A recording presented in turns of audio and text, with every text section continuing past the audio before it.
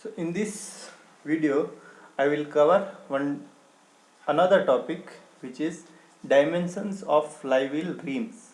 Okay, if you have a flywheel which is like a rim and not a wheel, then how we will calculate the dimension, or even how we will calculate the maximum allowable speed.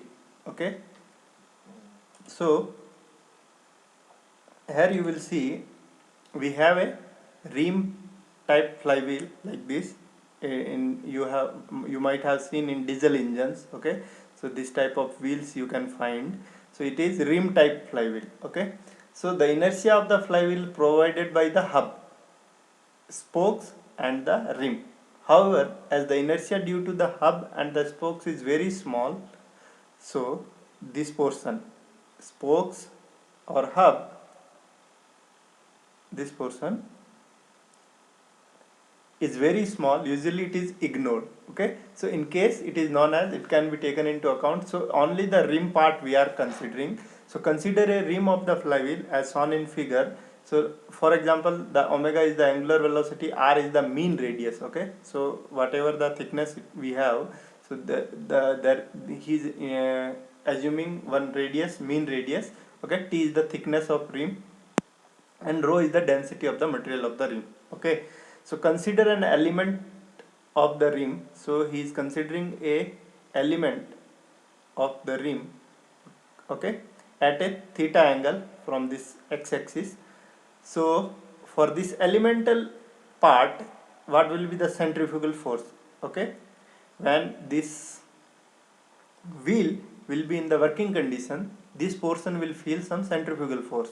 Okay, so this centrifugal force, so now we have to calculate how much centrifugal force will act on this portion, so that you can integrate and you can calculate while in working condition how much total centrifugal force will come. Okay, so centrifugal force on the element per unit length. Okay, please remember here he is calculating per unit length. Okay, so you should know centrifugal force is mr omega square, mass into radius into angular velocity square, mr omega square. So now you have to calculate mass. Mass from density. Density we know that what is density, rho is equal to mass by volume.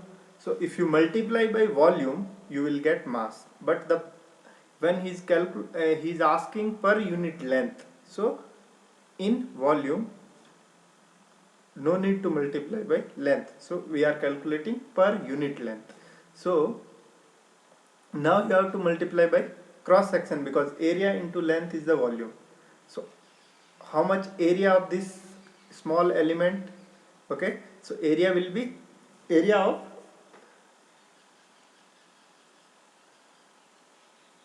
what is the width? Width is r into d theta.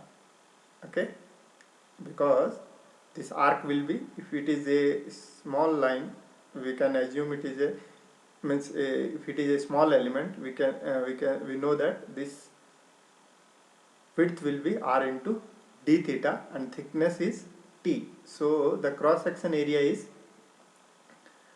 r into d theta into t. Okay, so now you are calculating per unit length. So rho into r into d theta into t will give you mass per unit length. Okay, so mass per unit length into r into omega square will give you centrifugal force per unit length. So total vertical force will be how much? Total vertical force per unit length. See, vertical force means only for this half portion.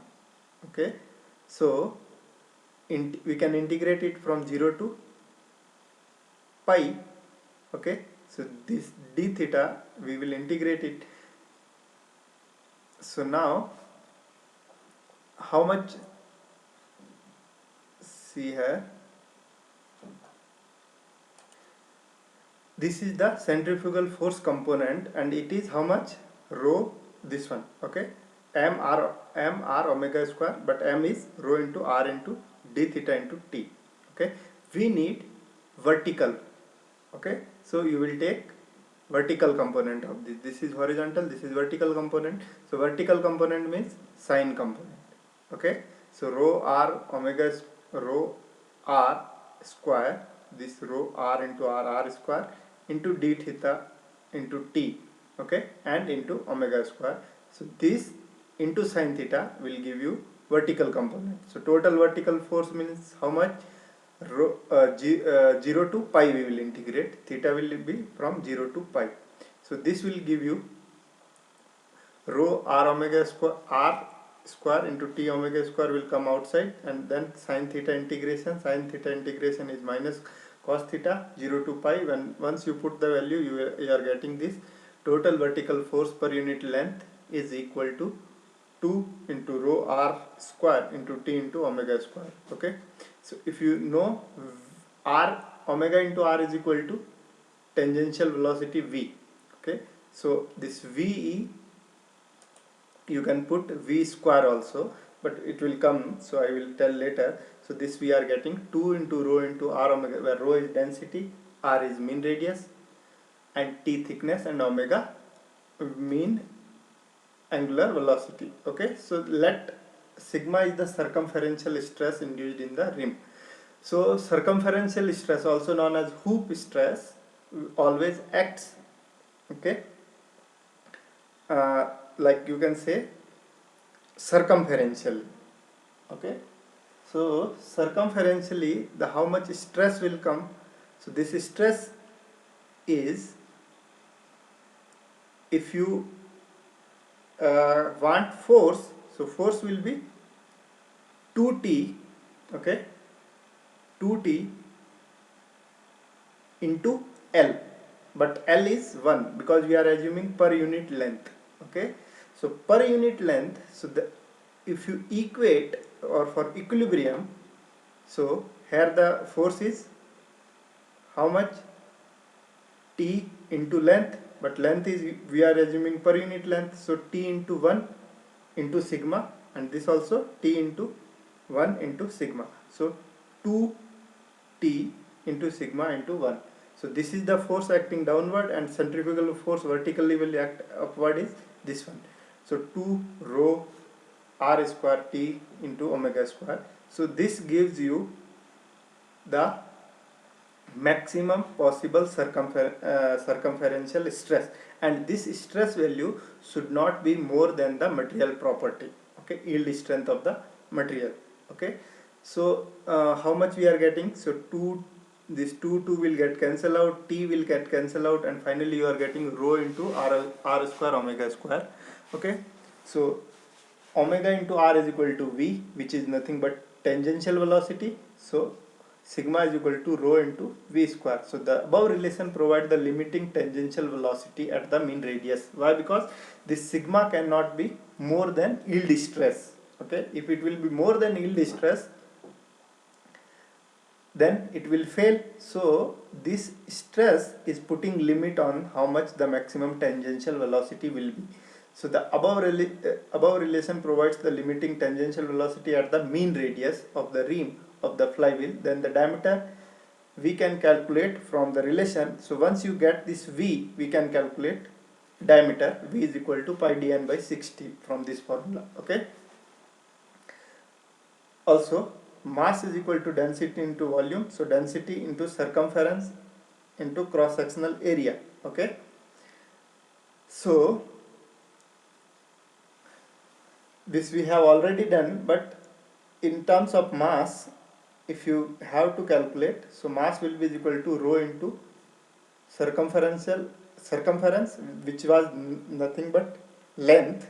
Okay, and now cross sectional area. So cross sectional area means how much? Pi db into cross sectional area is b into t, and pi d is your circumference into rho. So this will be the mass. The relation can be used to find the width and the thickness of the rim. So this relation, from this relation we can get t and b, and from this relation you will get d. Okay, so solve one problem from this type, this derivation also. Okay, include one problem. You can find so many problems here.